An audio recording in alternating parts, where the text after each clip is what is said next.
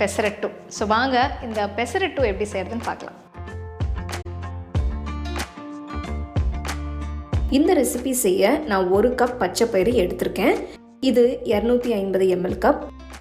1/4 cup புழுங்கல் அரிசி சேர்த்து தேவையான அளவு தண்ணியை ஊற்றி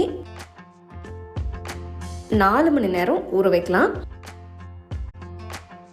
4 மணி நேரம் ஆயிடுச்சு. பயிரும் அரிசியும் நல்லா ஊறி இருக்கு.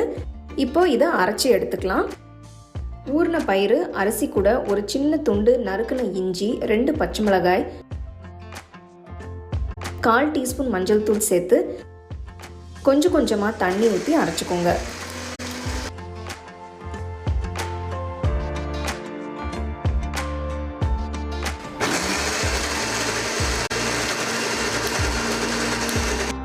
மாவு கன்சிஸ்டன்சி பார்த்தீங்கன்னா நல்லாவும் அரைப்பட்டிருக்கணும்.